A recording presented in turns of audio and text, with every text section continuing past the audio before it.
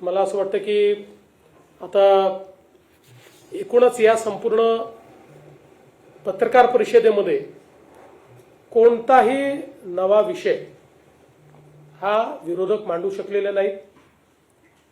त्यांच्या पत्रातही म्हणजे एक तर पॅराग्राफ असा आहे की मी तुम्हाला 2023 पासूनच्या प्रत्येक पत्रामध्ये तो पॅराग्राफ तुम्हाला दाखवू शकतो। म्हणजे त्याचं ते काही बदलतच नाही, तसे तेच घटना टाकतात। ज्या घटनांवर चर्चाही झाली, कारवाई झाली तरी त्याच घटना टाकतात। कारण लोकांना अपेक्षित असे मुद्दे हे विरोधकांना अवगतच नाही आहेत। हा याच्या मागचा मोठा प्रश्न आहे। आता त्यांनी कर्जमाफीच्या संदर्भात देखील याच्यामध्ये सूतोवाच केलेला आहे। पहिल्यांदा तर मी स्पष्ट करू इच्छितो, समोर कुठल्याही निवडणुका नसताना आम्ही कर्जमाफी केली आहे। केवळ विधानसभाच नाही तर आम्ही स्थानिक स्वराज्य संस्थाच्या निवडणुका जिंकलेलो आहोत। तरी देखील आम्ही हा विचार केला नाही की आता काय करायचं आहे। आता 2029 ची निवडणूक आहे, त्यामुळे 28 किंवा 29 मध्ये कर्जमाफी करू असा विचार आम्ही केला नाही। कारण आमच्याकरता कर्जमाफी हा राजकीय विषय नाही।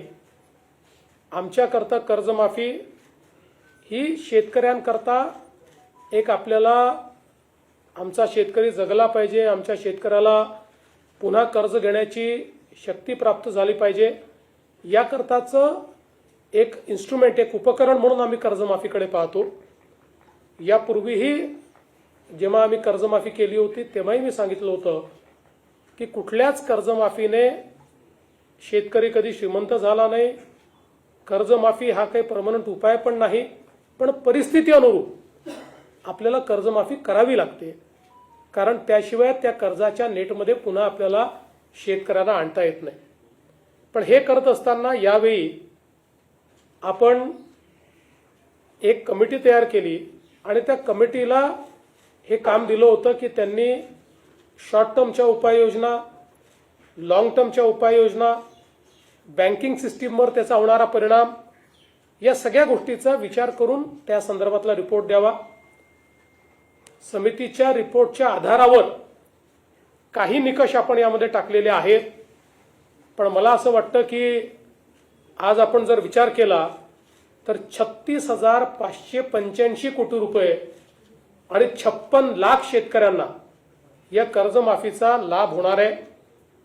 आणि हा जो आकडा आहे आत्तापर्यंतच्या झालेल्या कर्जमाफींमधला सगळ्यात मोठा आकडा आहे। सर्वात जास्त बेनिफिशियरीज आत्तापर्यंतच्या कर्जमाफीमधले या कर्जमाफीत असणार आहेत। त्यामुळे काही गोष्टी निश्चितपणे आपण केलेल्या आहेत की बँकिंग सिस्टीम जी आहे त्या बँकिंग सिस्टीमवर जर ताण आला आणि बँका जर त्या ठिकाणी अडचणीत आल्या तर उद्याच्या काळामध्ये आजच आपण पाहतोय, मागच्या काळात नागपूरसारखी बँक, वर्धेसारखी बँक, बुलढाणासारखी बँक, या बँका अडचणीत आल्यामुळे आज या जिल्ह्यांमध्ये कर्ज घेणाऱ्या शेतकऱ्याची संख्या ही मोठ्या प्रमाणात कमी झालेली आहे। आणि म्हणून बँकाही कशा प्रकारे वाचवता येतील, पण कर्जमाफी बँकेकरता नाही, ती शेतकऱ्याकरता, अशा पद्धतीनं याचं स्ट्रक्चरिंग आम्ही केलेलं आहे। आणि म्हणून हे आता 2 लाखाचं सांगतात, मागच्या काळामध्ये 2 लाखाच्या वर 2 रुपये झाले तरी यांनी कर्जमाफी दिलेली नाही। आम्ही मात्र वरचे पैसे भरले तर 2 लाख रुपये त्याच्या खात्यामध्ये भरतो आणि तेही 10% शेतकरी आहेत। बाकी सगळे शेतकरी, मी एक्झॅक्ट आकडेवारी सभागृहात देईल, पण बहुतांश शेतकरी हे 2 लाखाच्या आतले शेतकरी आहेत आणि त्यांना सगळ्यांना आपण कर्जमाफी देतो। वारंवार 3-3 वेळा आपण कर्जमाफी करत असताना कुठेतरी कर्ज भरण्याची जी काही सिस्टीम आहे ती सिस्टीम ही कोलॅप्स होऊ नये की सरकार कर्जमाफी करणारच आहे अशा पद्धतीची भावना तयार होऊ नये म्हणून काही उपाययोजना याच्यात समितीने सांगितल्या, त्या उपाययोजना आपण केल्या। पण ही कर्जमाफी जशी पुढे जाईल तसं एक याच्यात उपसमिती केली आहे। मी आणि दोन्ही उपमुख्यमंत्री आणि काही मंत्री त्या उपसमितीत आहेत। आम्हाला सगळे अधिकार हे या उपसमितीला मिळालेले आहेत। या उपसमितीच्या माध्यमातून ही कर्जमाफी पुढे जात असताना ज्या ज्या अडचणी येतील किंवा जिथे कुठे असं वाटतंय की शेतकऱ्यावर अन्याय होतोय किंवा काही बदल करण्याची आवश्यकता आहे, ते सगळे अधिकार आम्हाला दिलेले आहेत.